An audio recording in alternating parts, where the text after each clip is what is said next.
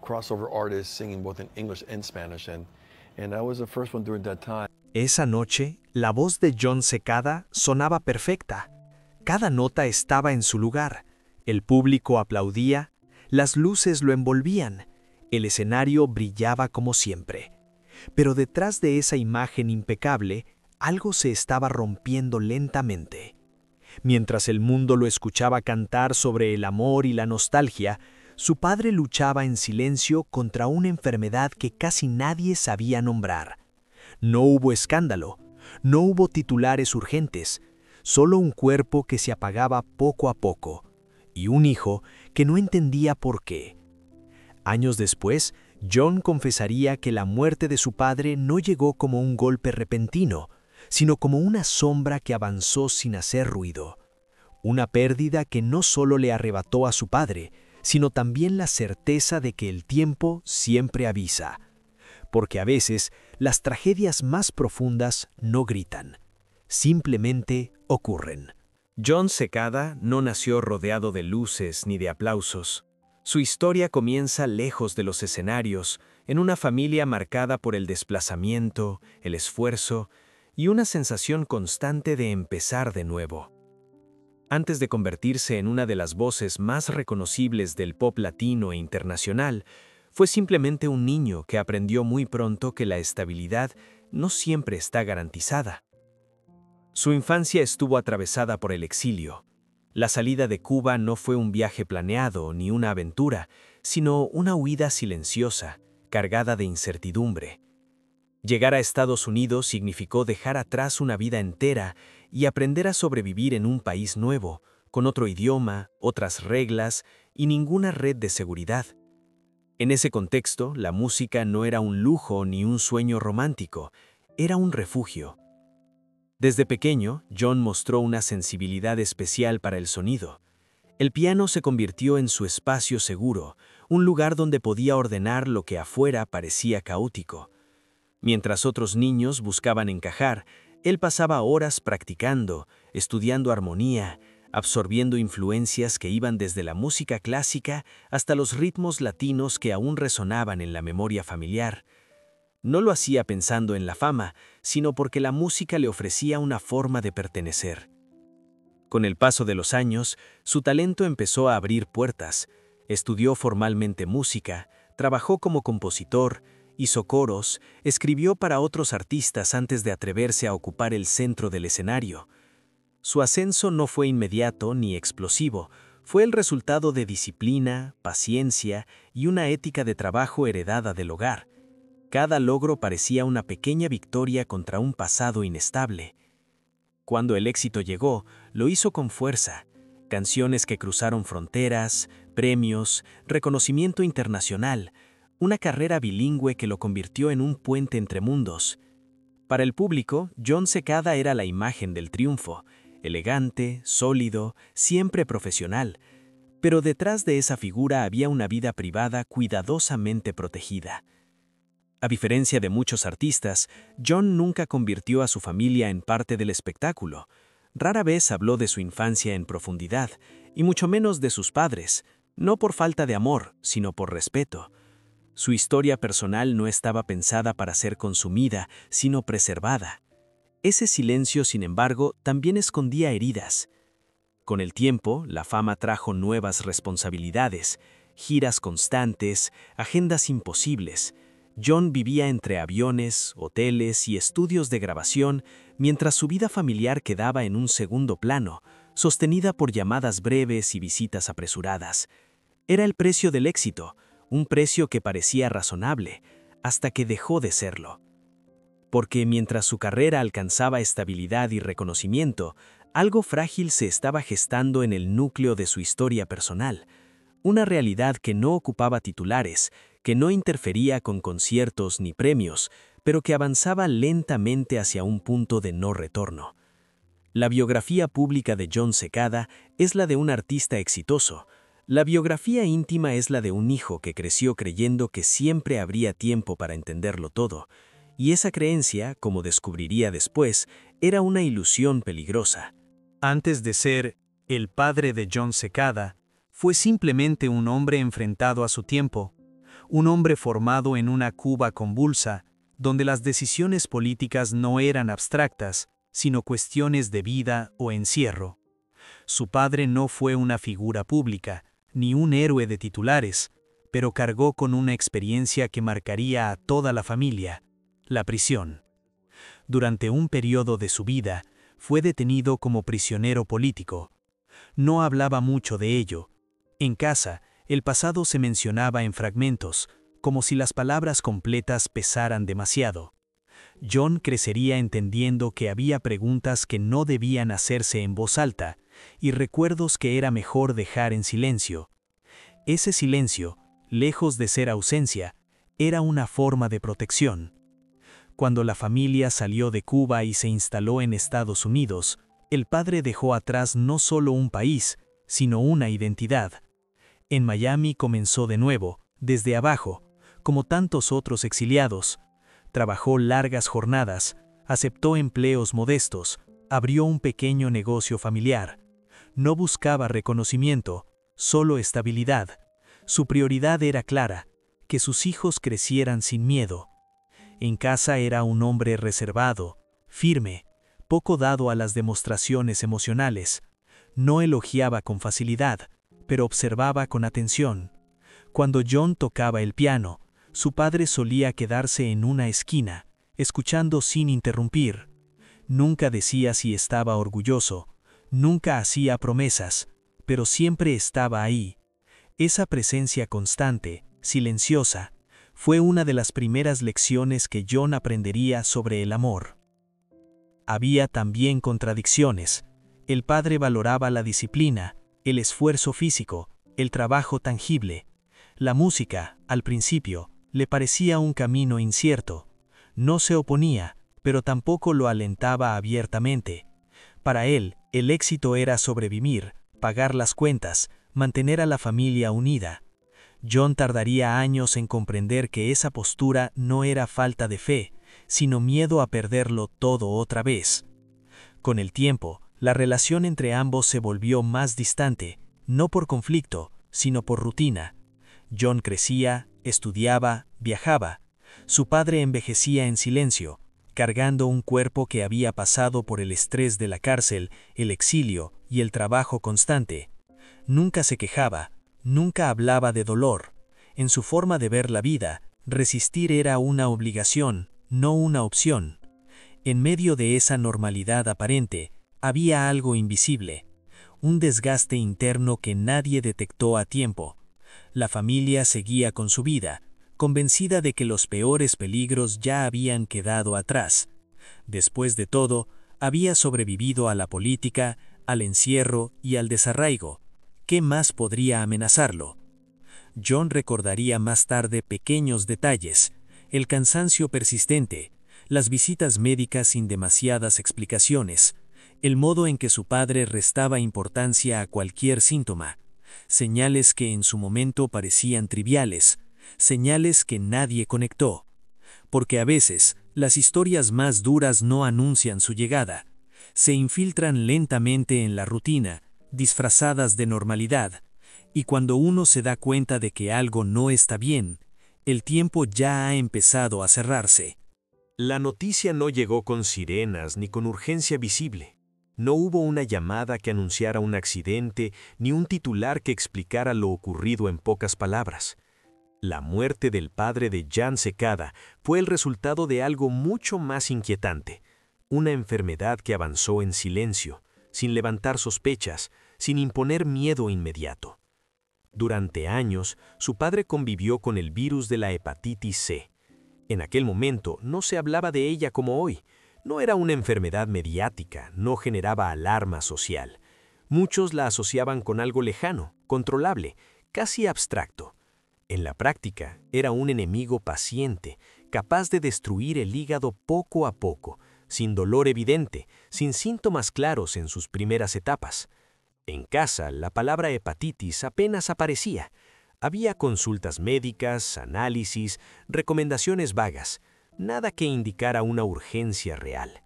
El padre seguía trabajando, seguía con su rutina, seguía siendo el mismo hombre fuerte que había sobrevivido a la prisión y al exilio. Para la familia, eso era una señal de tranquilidad. Si él resistía, no había motivo para alarmarse. Pero la enfermedad no respetaba esa lógica. Mientras la vida cotidiana continuaba, el hígado se deterioraba lentamente. La hepatitis C avanzó hacia una cirrosis silenciosa, una condición que no se manifiesta de golpe, sino que erosiona el cuerpo desde dentro. Cuando los primeros signos más serios aparecieron, el margen de acción ya era limitado.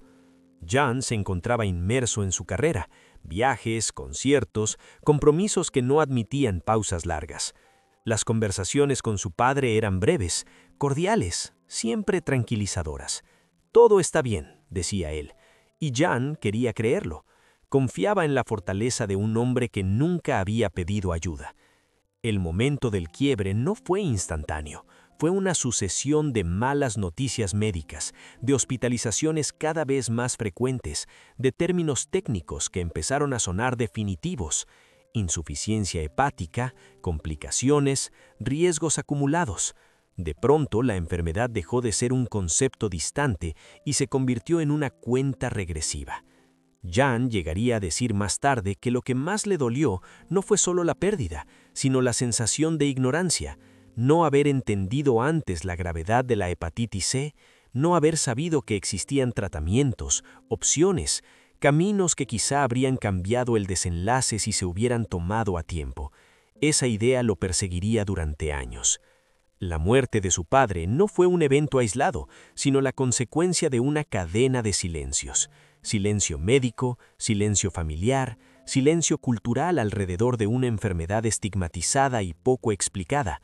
Cuando el cuerpo finalmente no resistió más, la familia se enfrentó a una verdad devastadora. Habían perdido a alguien sin haber comprendido del todo contra qué luchaba.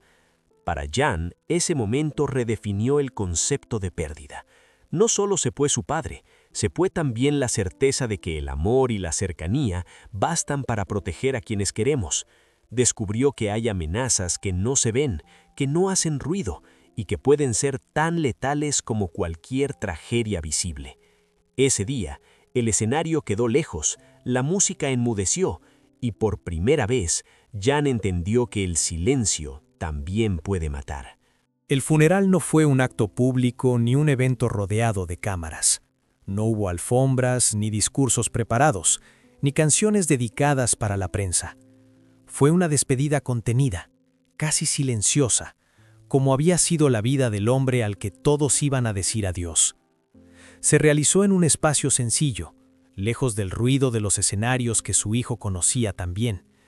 El ambiente estaba cargado de un silencio espeso, interrumpido solo por pasos lentos, respiraciones profundas y algún sollozo contenido. La luz era tenue, como si incluso el lugar entendiera que aquel no era un momento para brillar. John llegó sin anunciarse. Vestía de manera sobria, sin símbolos, sin necesidad de esconderse.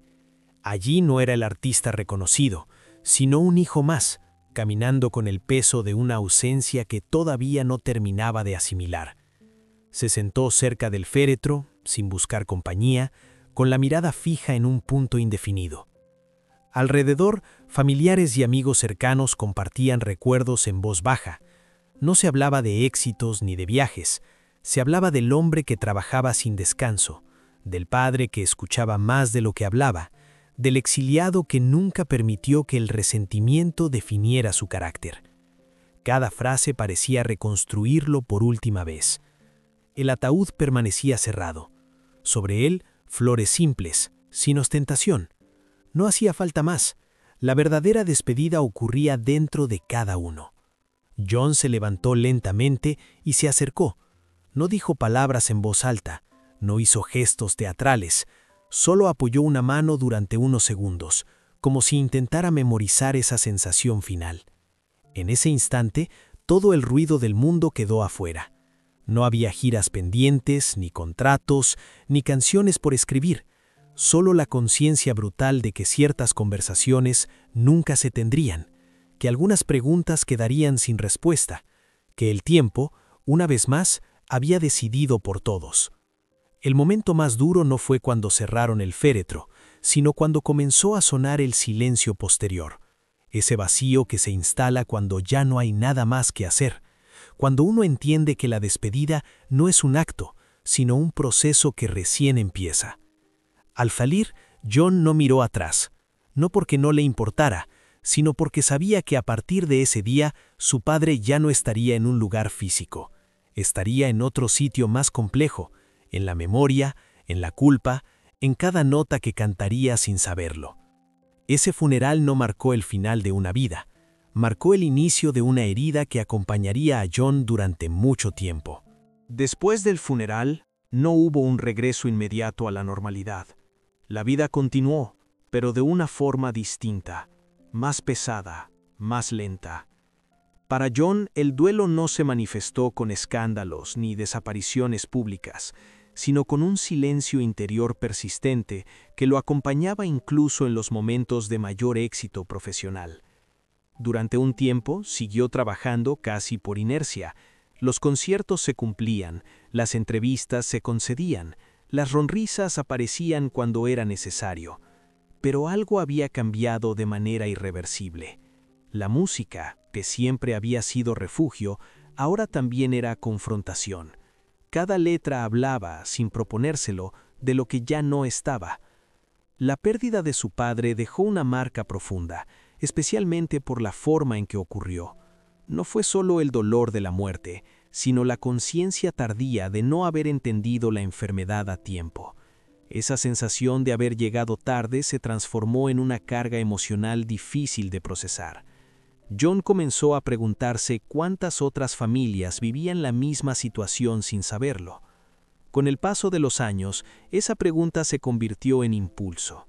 En lugar de replegarse por completo, decidió hablar, no desde el dramatismo, sino desde la experiencia.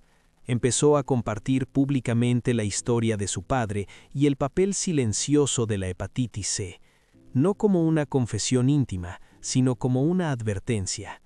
Su voz, conocida por millones a través de la música, pasó a ser también una herramienta de concientización. Participó en campañas informativas, colaboró con organizaciones de salud y utilizó entrevistas para insistir en la importancia del diagnóstico temprano. Para él era una forma de darle sentido a una pérdida que de otro modo habría sido solo dolor. Este nuevo rol no borró la herida, pero la transformó.